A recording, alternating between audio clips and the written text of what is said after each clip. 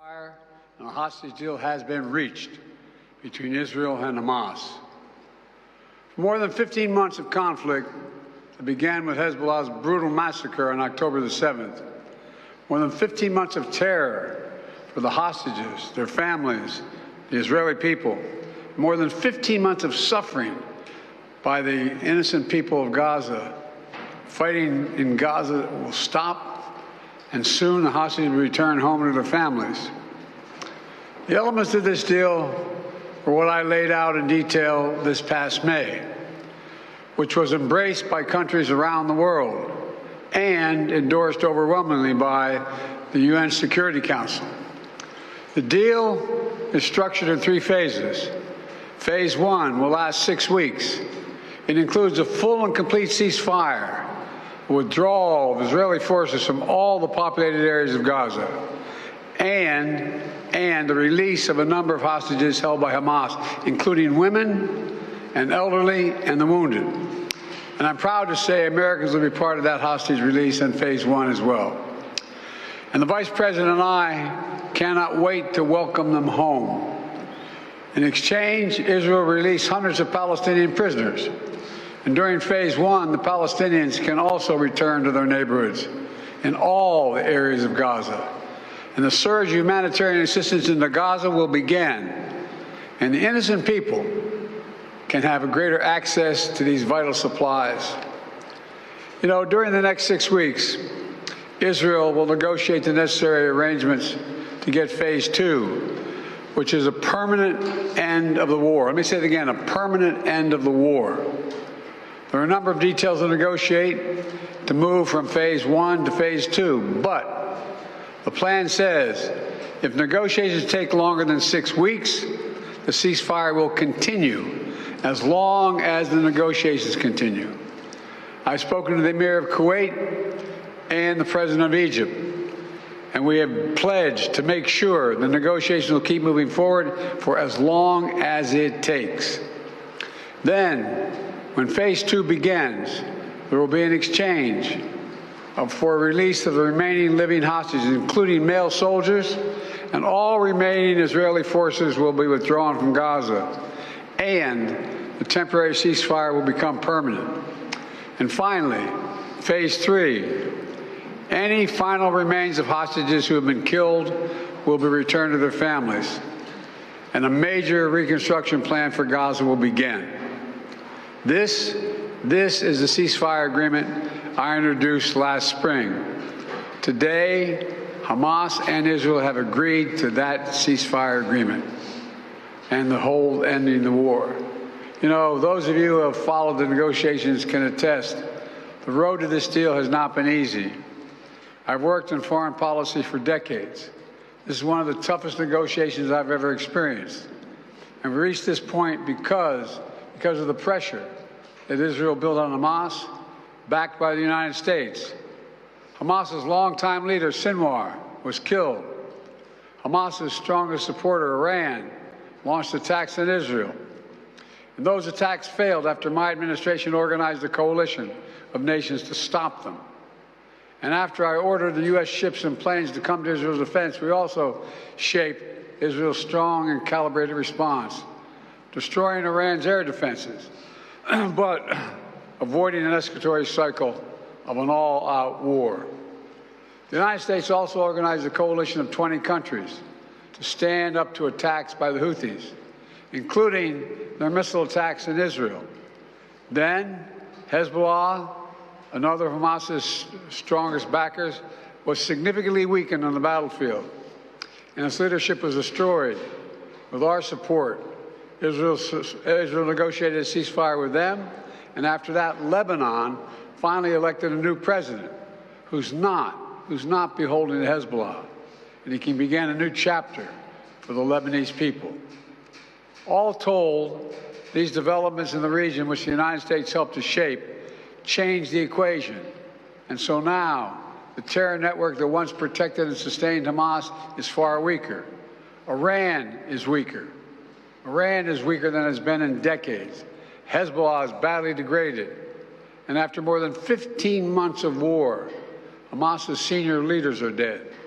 Thousands of Hamas fighters are dead, and the military formations have been destroyed. With nowhere to turn, Hamas finally agreed to releasing hostages. You know, there was no other way for this war to end than with a hostage deal. And I'm deeply satisfied this day has finally come, for the sake of the people of Israel and the families waiting in agony, and for the sake of the innocent people in Gaza who suffered unimaginable devastation because of the war. The Palestinian people have gone through hell. Too many innocent people have died. Too many communities have been destroyed. In this deal, the people of Gaza can finally recover and rebuild. They can look to a future without Hamas in power. You know, the Bible says, blessed are the peacemakers. Many peacemakers helped make this deal happen, including an extraordinary team of American diplomats who have worked nonstop for months to get this done. Secretary Blinken led the effort. Secretary Jake Sullivan, National Security Advisor Jake Sullivan, Bill Burns, John Feiner, Brett McGurk, Amos Hochstein, and the Vice President worked relentlessly as we worked to deliver this deal. I'd also note this deal was developed and negotiated under my administration, but its terms will be implemented, for the most part, by the next administration. In these past few days, we've been speaking as one team. This has been time of real turmoil in the Middle East. But as I prepare to leave office, our friends are strong, our enemies are weak, and there's genuine opportunities for a new future. In Lebanon, there's an opportunity for a future, free from the grip of Hezbollah. In Syria, a future free from the tyranny of Assad.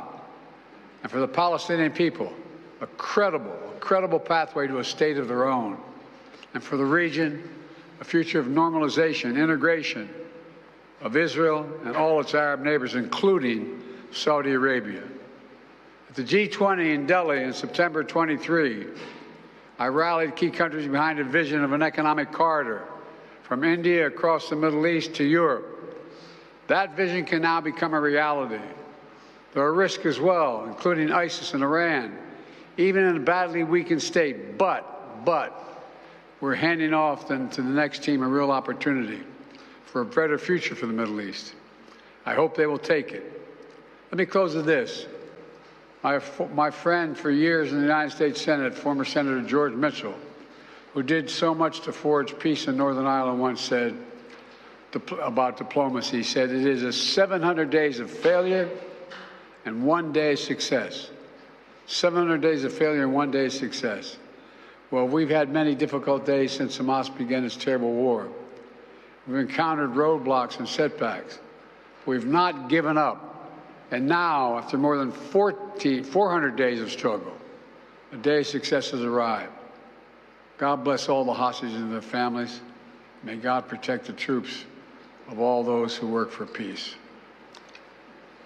Mr. President, how do you see the future of Gaza now? As you were saying, the implementation of this deal will be in the hands of the next administration. And basically, they will shape the future of Gaza. So how do you see this future? And also, how much credit do you give to the Trump team for this deal? Trump is already taking credit for it. Well, you know, this is the exact framework of the deal I proposed back in May. Exact. And we got the world to endorse it. Secondly, it's America's support for Israel that helped them badly weaken Hamas and its backers and create the conditions for this deal. And thirdly, I knew this deal would have to be implemented by the next team, so I told my team to coordinate closely with the incoming team to make sure we're all speaking with the same voice, because that's what American presidents do. Thank you. In the, how many Americans will be released when the hostages are being released? All the exact detail of how many people are being held, how many bodies will be returned and less, will all be forthcoming. All of it, all of it. Thank you. Mr. President, what's your level of confidence that this deal will hold? I'm confident. Who is Thank you. Folks, credit for this, Mr. President, you or Trump? Is that a joke? Oh, thank you.